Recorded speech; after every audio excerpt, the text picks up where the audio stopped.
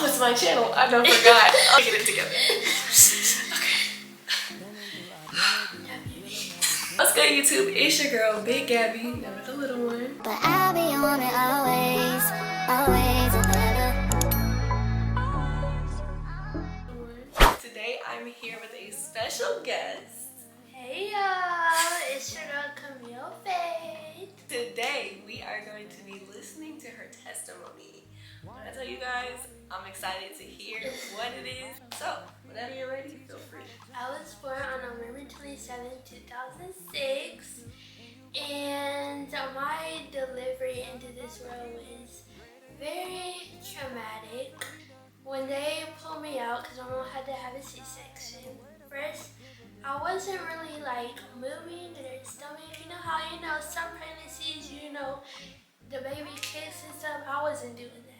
So basically, when they pulled me out, they broke both of my legs and one of my arms. When, a child is first delivered, you're always looking to hear that cry, like, is my baby okay? But I wasn't doing none of that. It was like, okay, she's not breathing on her own, and they had to put me on a ventilator, which is like a breathing tube, to help me breathe. It was a lot going on during that time, and my mom, she was very scared. But one thing I will say, I literally had the best mom because she was always willing to go above and beyond for me. Like when the doctor said, no, like your child is not gonna breathe on her own, the doctors were basically painting the worst picture for me. So they said, you're not gonna breathe on your own, you're not gonna talk, walk, have any brain activity, basically no function in life, and you're never gonna leave the hospital alive. So my mom was like, no, you do everything medically possible. I remember I coded which is when my heart stopped. So my heart stopped like 3 times, and the doctor threw his hands up and was like, what do you want me to do? And then my mom was like, you did everything medically possible you can do for my child, because they were just ready to give up on me. They were just ready to, let me go. And then my mom was there 24/7, round the clock, because I feel like she thought that, if she wasn't there, the doctors were just gonna let me go. So I'm incredibly blessed to have a mother that actually, just cares and, wants the best for me, and just knows she believed in me. And I feel like, when the doctor said no, God said yes. Amen. So I was in the NICU for 2.5 months. After that time, they told my parents, there's nothing we can do for her, we're sending her home to die. So I went home and I was on a ventilator, and then I started getting better. Like, as soon as I left that hospital, I started thriving. It hasn't always been easy. Like, it's definitely not easy.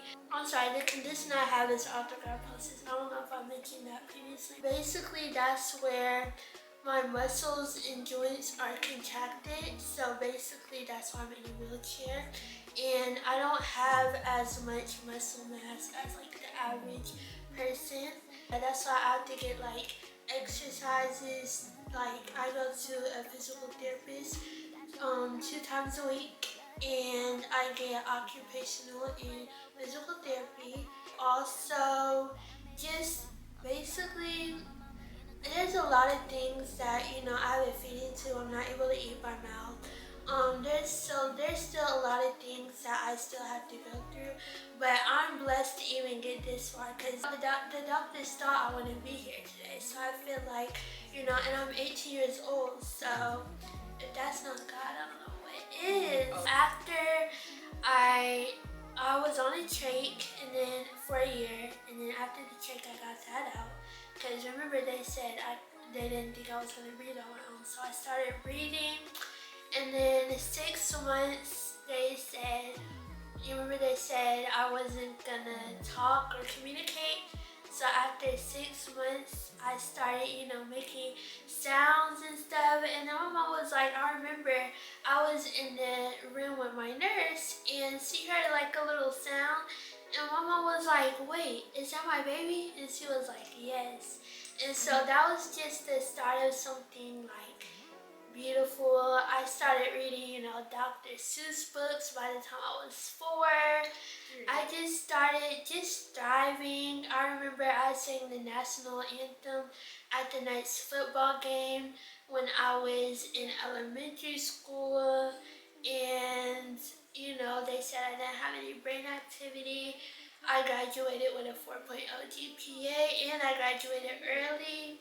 So those things are just a blessing, and I feel like, the doctor said no, she won't be able to do this, but the doctors don't have the final say. God does. So I feel like y'all should always remember that if you're, going through anything medically and you think that the doctors say, oh, you're not going to be able to do this, or you don't have time for this, or, God is the only one that can heal you. God is the only one that can, say like, you're gonna be okay. And that's what he said. And I feel like, God has created me to help other people. And I feel like that's why God created me like this, because God doesn't make any mistakes. He knew what he was doing. It's so important for me to be able to share my testimony with other people and with the world. That's why I started a YouTube channel, to help other people and let them know that,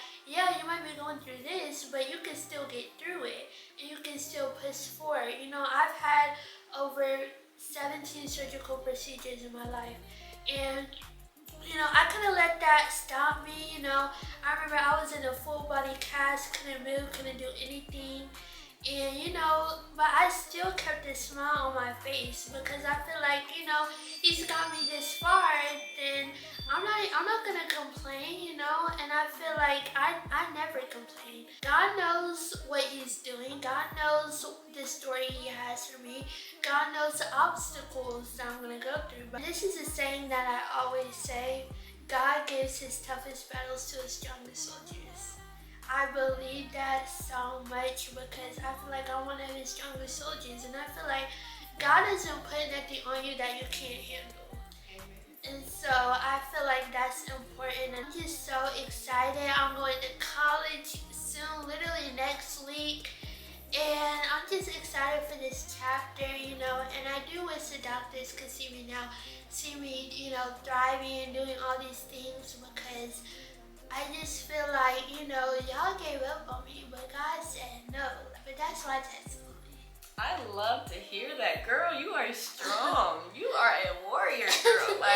And to have the mindset that you have, that is powerful. And you'll speak to so many people because of what God put you through. Yeah. People love to hear good testimony. That right there is powerful. I want to thank God for even allowing this to be something, allowing me to meet Kamille. Is such a blessing, because that even spoke to me, her testimony. And she's been through a lot, and I've been through a lot. We don't look at the things that we went through. We just keep looking up to God. And when Jesus says yes, nobody can say no. Exactly. I love that. And her testimony is so powerful, and I pray that it resonates with you guys' spirit too, and encourage you and motivate you to, again, be your better self, because she shows up for herself every single day. So should you. And my favorite Bible verse is Philippians 4:13. I can do all things through Christ who strengthens me. Amen. So just remember that. Just believe that, anything that's God's putting you through right now, you'll get through it. I promise you. You'll get through it. There's always light at the end of the tunnel. That's what I always say. So sometimes you gotta get through the storm to be able to see the sunshine.